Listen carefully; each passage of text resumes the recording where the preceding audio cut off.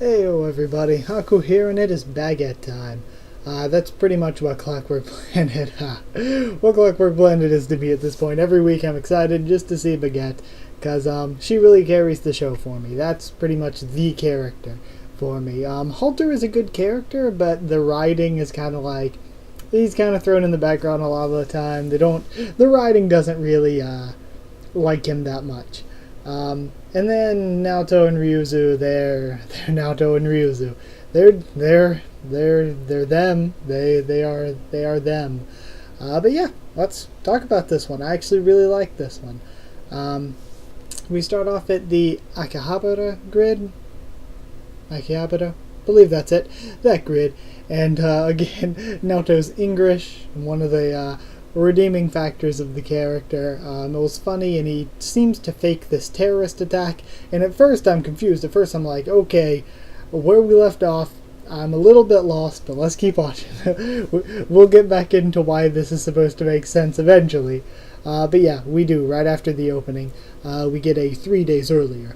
And of course they plan to chase civilians out of the planned battle area of the military to cut down on civilian casualties. And of course they're going to be saving Anchor. Yeah, that was their plan. They chased him out via the fake terrorist attack. Ryuzu watching the military and being a mouthy clock to Baguette was funny. The former Meisters are helping out because I guess they got kicked out of the guild too. The old man dude that we saw earlier on the series helping out and all that, and Hannes and stuff. And then just the OST they use, it is, like I've said before, it's this like, it sounds like this royalty-free or no copyright music, this little ukulele tune with the little like clapping percussion noise. It just, it's so weird. It's not bad. I'm not saying it's bad. It's just, it's so, I can't help but laugh at it when they use that. It's just, it seems so out of place, but it doesn't even seem bad. It's like one of those things that's so bad that it's so bad it's good. So I can't even complain. When they're talking about, I think the real you is most attractive, and talking about Baguette and stuff, and seeing a whole bunch of shots of Baguette and stuff, I will say that Baguette-Sensei is definitely the most attractive. Then, of course, we get a little fight scene. Oh well, it was kind of just a throwaway fight scene. Then Anchor shows up. Anchor fight time. Anchor, I caught this time that she is the fourth. That means there is still a second and third between Ryuzu and Anchor that we haven't met yet. So it's pretty much Mute Scream versus Bloody Murder, and apparently Anchor can use brute force to tear into the special time area, imaginary time that's created by Ryuzu, which means that Ryuzu, she's kind of useless. I mean, what's really the point of Ryuzu at this point when Anchor can just do what she does as her special skill? I'm like, this is her special skill to slow down time and stuff. And I was like, but why is Anchor moving at the same speed as her if this is her special ability? Well, apparently Anchor can just do it. And of course it makes sense, like Ryuzu said, the newer models are more powerful progressively, as would be logical, but I don't know, it just makes Ryuzu seem a little bit lame. Also, one thing I really liked, I liked the distorted voice effect that they kept using for Anchor. I thought that was really, really cool. Their plan to defeat her is that Anchor can't target humans, so they're using Naoto as bait, but really, the cheeky mouthy clock uses Baguette as bait, the bitch. But yeah, and it works. It stops her. We get the royalty-free OST again. Then inside of Anchor's mind is funny when we see her being fixed and all that. Then we have all fixed clock Loli. She is back with us, and I was really, really hoping she and Baguette would team up, since we already have sort of the Ryuzu Naoto clock human team. But it is what it is.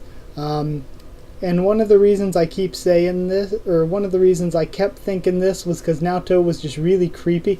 Like, I guess ordinarily with Ryuzu he's kind of creepy, but with Anchor it's even more creepy. I guess because she looks like a little girl.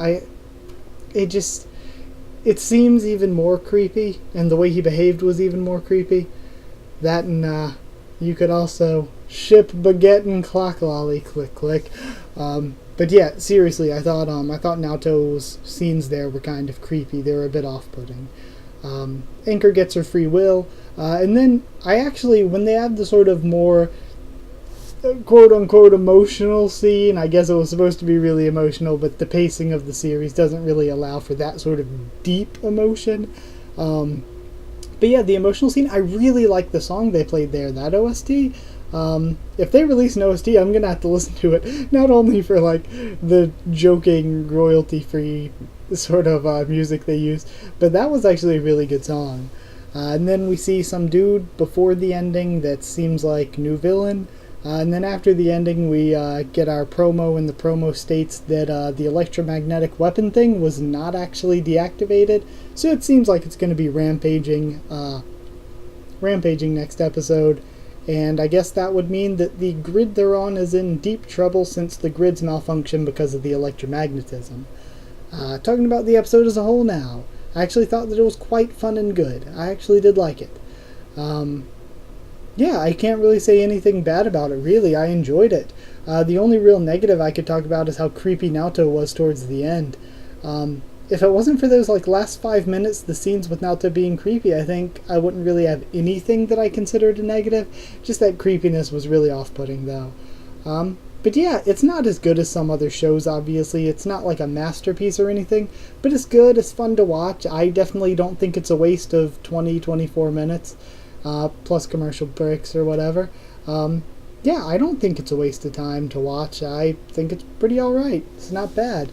In this episode in particularly, I really enjoyed, and I think I maybe enjoyed it to the point where I'm scoring it a bit high. I feel like I'm scoring it a little bit too high based on the quality it was, but I'm giving it an 8 anyway. 8. It would sound dumb to say... Have I said clock lollies before? I think I have. 8 I haven't said royalty-free OSTs, I don't believe. So yeah, just 8 out of 10 either way, though. Like I said, it might be a little bit high of a score, but I really enjoyed it, sincerely. So yeah, that was my thoughts on this episode. Still, show is carried on the back of Baguette-Sensei. And I guess that's really all I got. So either way, like if you did like this video, and comment down there to tell me what you thought of this week's episode, what you thought of my thoughts on it and all that. Subscribe for more anime, manga, just tons of other things on the channel. We're doing tons of anime, and we're going to be doing tons of anime in the future, as well as manga, light novels, blah blah blah, whatever stuff you might like. Follow on Twitter if you want, so try to keep you updated there and stuff for the channel. That is it, so thank you once again for watching, and I'll see you all next time.